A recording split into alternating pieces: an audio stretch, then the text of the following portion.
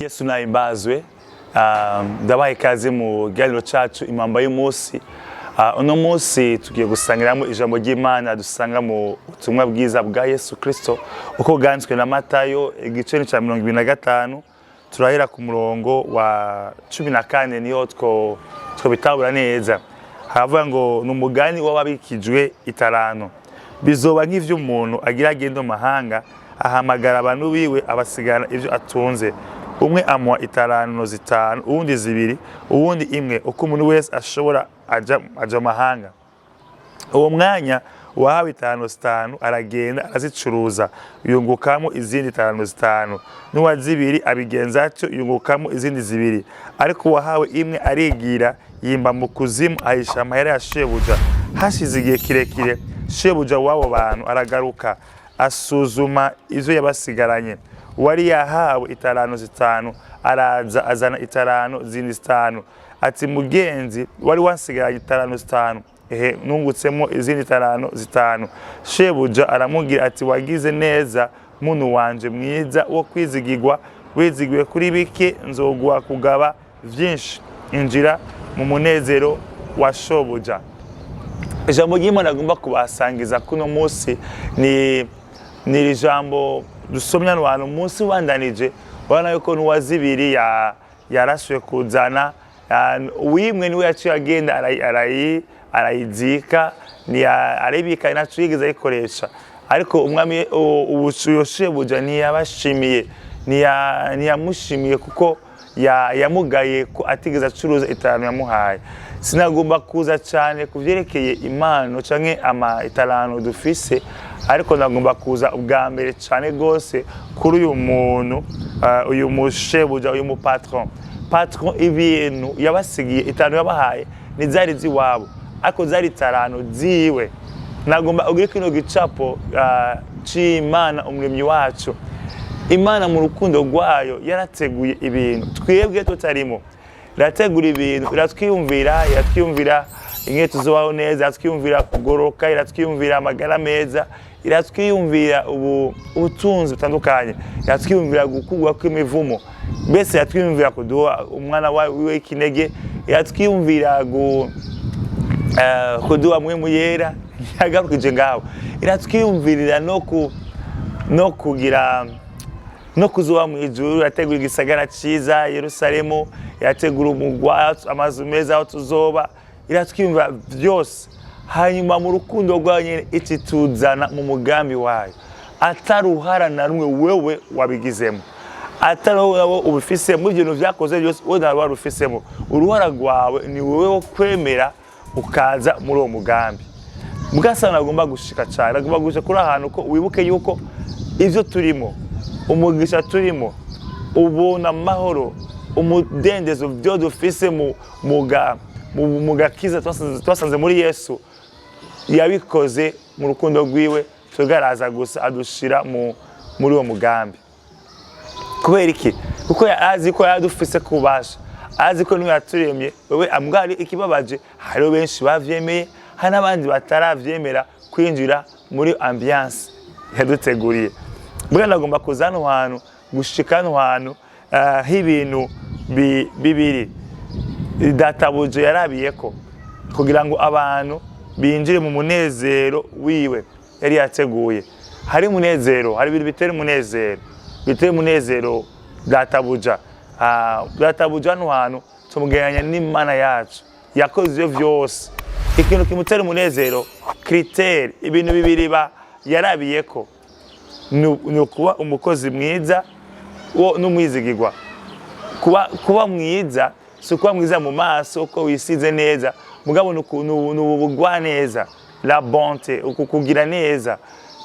Kugira neza niko uyu Mana izorabirako, kandi si kugira neza gusa n'ubwizigirwa. Mugabo no munsi nagomba kuvuga kugira neza, ngomba kuza kubwizigirwa. Haleluya. Kubwizigirwa n'ikintu kimwe muri byo bibiri Imana izorabirako kugira ngo winjire mu munezero yateguye igihe ibyo byose bizoba byarangiye no kwinosa. Ndakwibutsa yuko kugira neza n'ubwizigirwa ari ivyanga vya mwemu yera. Ntushobora kugira neza n'ubwizigirwa utarakira umwami Yesu, kuko umwami yaza muri wowe akagufasha umaze kwakira umwami Yesu. Wacungiye ati papa Teddy hari abandi bantu bagira neza kandi ari abakristo, abo ntibandikirwa, ariko uwandikirwa n'umuntu bavyahereye kuko kuri rimwe warakira umwami Yesu. Amen. Ubwizigwa rero nagomba ko tutahurira hamwe ano majambo abiri. Hari ubwizigirwa, hariyo Imana ikugira icizere, hari na wewe ugira icizere Imana. Kandi ndakwibutse yuko kugira ngo habe ubwizigirwa, ubwizigwa ni processus, n'urugendo, ni ntambuko. Umuntu abubakanye bagiranira icizere, bagiranira icizere kubera yuko baba baravanyemo vyiza bibi bakagumana, ku buryo yumva yuko amwizigiye uyo muntu, uyo bari kumwe. N'abakozi b'Imana n'abakozi mu zitandukanye baragiranira icizere, baragiranira icizere bivanye n'ibihe bagenda babamo, bagenda bazi bikagenda neza. Kabona ingene utamuhemukiye, kabona ingene utamugiye nabi, kabona ingene umutabaye mu bibazo, kabona ingene ugenda ubana nawe. Ubwizigirwa atera kwizigira cyane. Niyo navuze ko ubwizigirwa ari urugendo umuntu afata. Rero Imana irakugira icizere wewe. Uti gute? Igugira icizere mu gihe wewe iravuga muri iki kibazo ndazi papa Teddy arabifatamo neza.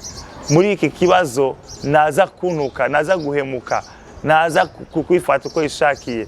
Ikibazo suko umuntu yokora icaha, wowe unaniwe ko icaha Imana nibitangaza, kuko uyu mwana abana b'abantu bamugoreye gukora ibibi, ariko mu gihe utakoze icaha wagategezwa gukora. Namangundi wakivuga ibintu byose biri ngaho, amafaranga ari ngaho, byose biri ngaho, inkumi iri ngaho, cyangwa umugabo ari ngaho, nta n'umuntu ahari. Mugabo ugahitamo kugorokera Imana, gutinya Imana mu misho nyene, atabantu bahari, atakorari hari, atakamera ihari, atabantu muzanye bahari, ukatinya Imana, ukayubaha. Ivyo biranezera Imana, nivyo bitangaza Imana ko ubikoze kubw'urukundo ukunda Imana. Haleluya. Nivyo Imana, nivyo bita gutinya Imana. Gutinya Imana si indirimbo, si slogan, si kintu woga umusubiramo umenga uririmba. Gutinya Imana nuko kuyubaha mu misho, ata muntu umwe ahari, ata mugabo atari hari, umwana badahari, abavyeyi badahari, abamukwano badahari, ukubaha Imana, ugatinya ko ricaha no mugiye uri wenyene, kandi umenga waruvyemererwa nta n'umuntu we yabimenya unabikoze. Mugabo ugatinya Imana, Imana atagera igihe rero ikakugira icizere. Niyo ati uwizigiwe kuri bike azowabwa no kuganza kuri vyinshi. Haleluya.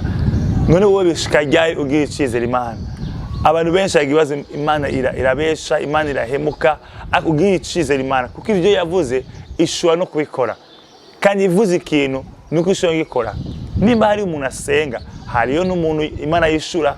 Nimba ari umuntu asenga atakambira Imana, yatugoboye ngo dusenge, si twebwe twanditse ijambo ngo mamaganda bitaba, si twebwe twavuze ngo musebe muzohabwa. Ariko niyo yabivuze ko nimba yavuze tubisabe, nuko hariyo ibintu birari byo kutwishura. Ni hano hantu ukwiye kuduga, ugire icizere Imana, ugire icizere Imana, kuko ivyo yavuze ko izoguha birashobora gushika umuntu mu buzima bwiwe agaca mu bihe bigoye, agacana umenga ntiyasobanutse neza. Akugira icizere Imana nubwo utabitahura, nubwo utabibona, nubwo utabisobanukirwa, nubwo utabibona ivyo ari ivyo, mugabo ukwizera Imana yuko ahantu uzosohoka, kuko Imana yabisezeranye ishobora no kubishitsa. Kandi vyongeye navuze nayo Imana kugira icizere, bandi majambo kugira icizere uvuga ko irazi yuko udashobora kuhemukira na gatoyi mu buzima bwawe. Imana ibagire neza. Ngarukije ngako kuno munsi mu bigano cyacu ca Impamba y'umunsi, kugira ngo urimbure hamwe iri jambo ryo kumwizigirwa nk'ikintu kimwe no kugira neza. Imana izorabirako kugira ngo winjire mu munezero yaguteguriye. Mwarahizaguye cyane naho butambuka ikiganiro cyacu.